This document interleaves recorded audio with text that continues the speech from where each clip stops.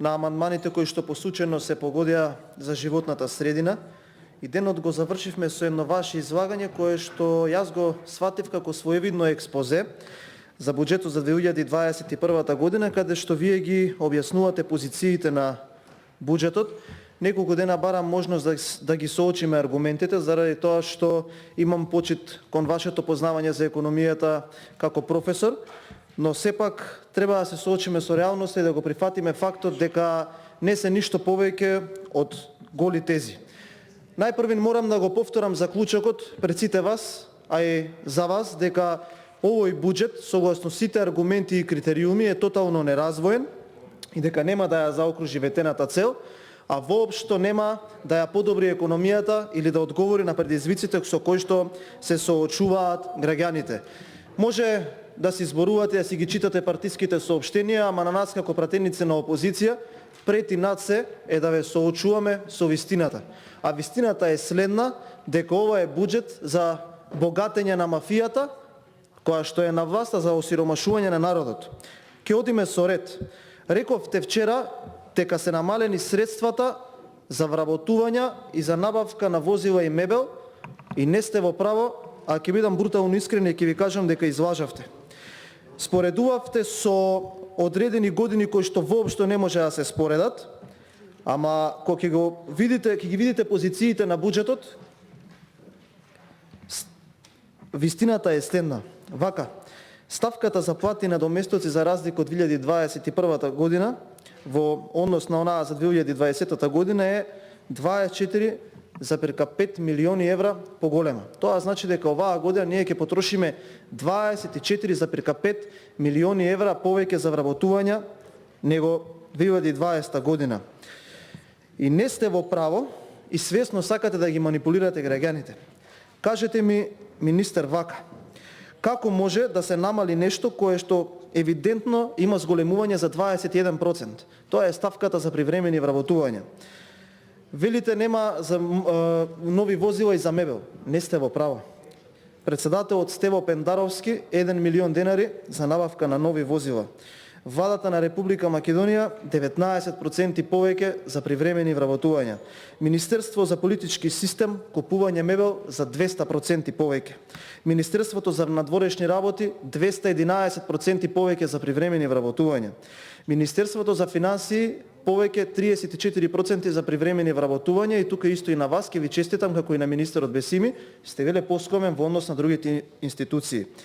Министерство за економија ги зголемува ставките за привремени вработувања за 1,5 милиони денари, а за купување возила за 1,8 милиони денари. Министерството за транспорт и врски, господине заменик министер, рекордни 1860%. Повторувам, 1860% или 7.350.000 денари оваа година нови пари за привремени вработувања. Дирекција за технолошко-индустријски развојни зони за купување возила 50% повеќе. Управата за јавни приходи 66% повеќе предвидени средства за набавка на возила, а внимавајте, не е основна дејност која што се врши со автомобили или со одреден превоз. Министерството за труд и социјална политика, ставката за купување мебел 148% повеќе. Ставката за купување возила 158% повеќе.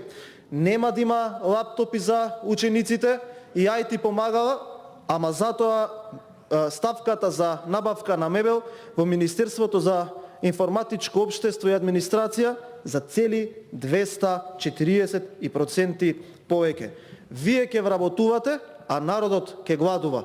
Од почетокот на оваа година до сега, заклучно 10 месец, 52.051 невработен.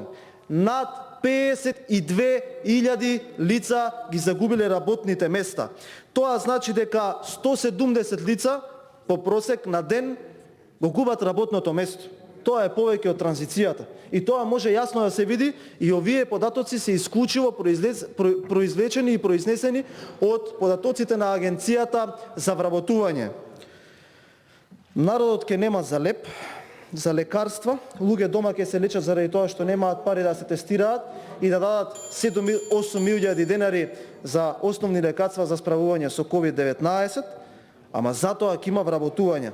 Господине заменик министер, кажете ми која е потребата на ова? Министерството за економија има распишен оглас за вработување на еден државен службеник за позиција за советник за следење на потрошувачка политика со Европската унија со нето плата од 26.000 денари.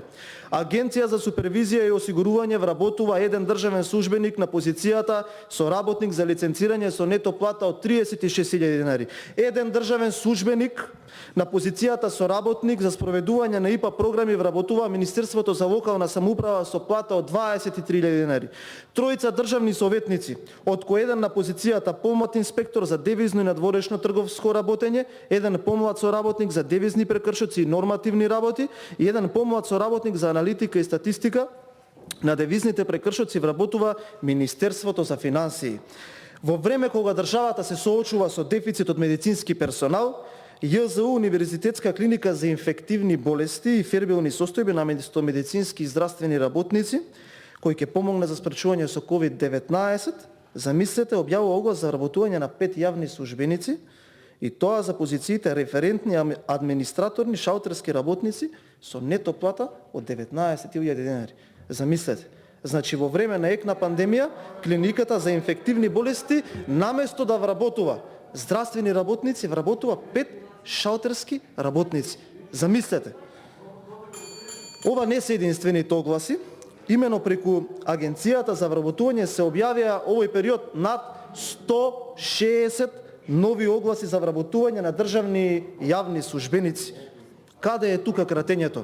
До утре да седиме да се обедуваме, нема да ви дозволам на било кој од вас од владеното мнозинство да го лажете овој напатен народ. И ќе ве соочувам, дали ви одговарало тоа на вас или не, тоа е друга работа. Ама нема да ви дозволам да го лажете народот со вашите брутални лаги. Само да ве замолам, колеги, во текот на вчерашниот ден, никој на обраќањето на заменик министерот немаше вакво однесување од другите колеги. Ке ве замолам сите да имаме еднаков однос едни кон други, да се почитуваме во оваа сала. Имате право да земете збор, имате право на реплики во даден момент. Ве молам да имаме обзир и да имаме пристојно однесување во ова собрание. Понатаму, рековте дека се вложува и приоритет е судството. Не е. Рековте животната средина. Срамота е порште оној вчерашен ден кој што го поминавме во амандмани од оваа средина, зборувате дека приоритет ви е животната средина. Капиталните инвестиции. Катастрофа. Еве, само еден приказ како се реализираат капиталните инвестиции во оваа држава. Погледнете ги последниве 3 години. Тие што сте ги пишале таму капитални инвестиции се ветувања и инвестиции кои што се проникнуваат низ годините наназад, а нема реализација. Какви се тие капитални инвестиции кога само за автопатот Кичево Охрид биле потрошени 5 милиони во претходниот квартал? Дали сте виделе вие колку се намалени странските директни инвестиции? Дали сте ја виделе вие програмата за економски развој? Неколку пати ви кажувам и уште еднаш ќе ви кажам, немојте да се обидувате да кривоизгледате со бројките, затоа што тука има луѓе кои што ги разбираат. Понатаму, сакам тука една забелешка, допатам кон колегата Муцунски. Колега, вие кога разговаравте вчера, кажавте дека ќе креираме гломазни буџети кои што нема да ги решаваат проблемите и дека таков како што е буџетов за 2021 ќе бил за 2022 и за 2023 година. Колега Муцунски, многу грешите, заради тоа што во 2022 година буџетот кој што го креираме, ќе го креираме ние како мнозинство, а луѓето од оваа страна ќе гледаат и ќе учат како се формира буџет со развојна програма и како се креира буџет кој што ќе одговори на предизвиците кои што ги има македонското општество. Така да можете вие да си беседите колку сакате, можете тука да ни објаснувате професорски одредени работи како треба да изгледаат или не, ама немојте да заборавите дека од оваа страна сеат луѓе кои што ги разбираат работите и можеме да спориме, да аргументираме до утре.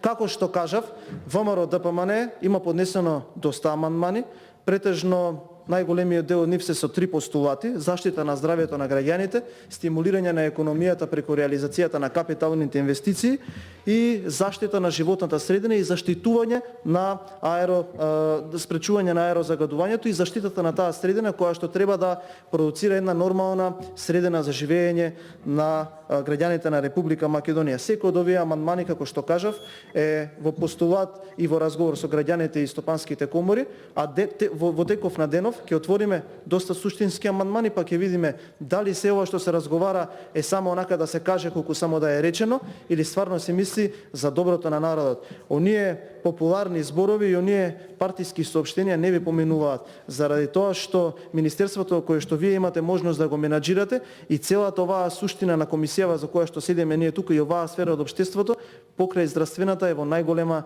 катастрофа и во најголемо фијаско. Така да уште еднаш апелирам малце поодговорно да се продуцираат тезите од тука и малце поодговорно да се однесуваме кога разговараме за оваа работа, заради тоа што не е работата нималку сјајна, народот ни гладува, а економијата ни пропаѓа. И тоа не постои начин да се каже или да се поправи со било какви реченици или изрази како средорочна рамка на развој или такви работи кои што се само гол популизам, а врска немаат со реалноста. Ви благодарам.